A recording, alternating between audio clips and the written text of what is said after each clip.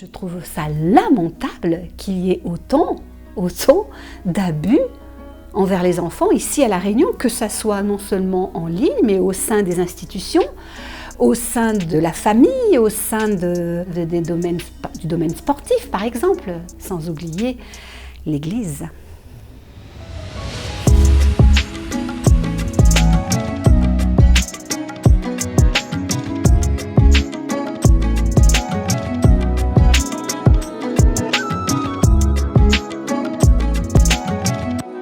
Je suis une survivante parce que je fais partie des 2000 enfants qui ont été arrachés à leur île, à leur famille, à leurs repères.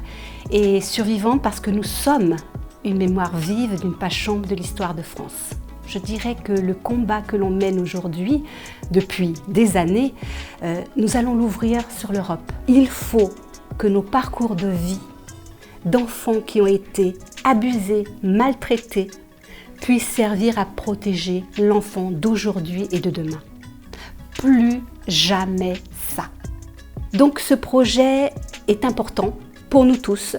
C'est une pétition qui a été lancée à l'Assemblée nationale en février 2023 qui se nomme Safer for Kids. C'est vraiment dans le but de lutter contre les abus envers les enfants sur Internet.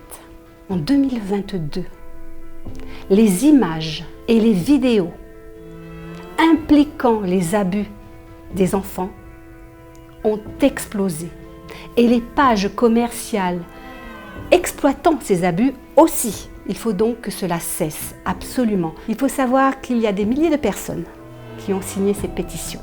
Mais je dirais que ce n'est pas suffisant parce que les enfants méritent mieux. On a besoin de militer pour cette cause. Il faut absolument que les fournisseurs de ces plateformes soient sanctionnés et que les contenus soient supprimés. Il faut aussi que les victimes, les survivants obtiennent réparation et justice.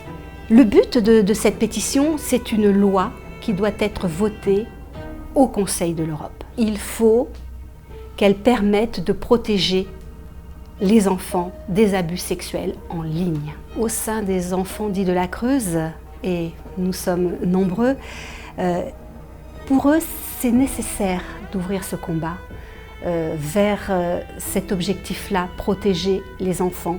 Je dirais que sur les 2015 enfants réunionnais qui ont été comptabilisés, il y en a qui sont décédés, il y en a qui sont malades, il y en a qui ne veulent plus entendre parler de cette histoire pour se protéger et nous devons respecter ce choix.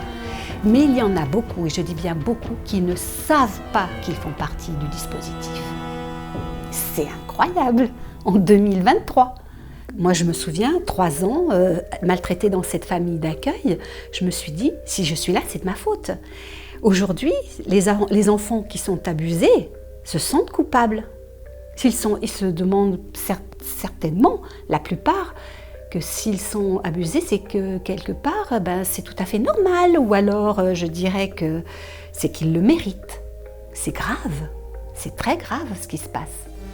La Fondation Guido Fleury, c'est une fondation qui a décidé, par le biais de Guido Fleury, qui lui est un ancien enfant qui a été abusé, regrouper tous les pays d'Europe pour parler d'une seule voix.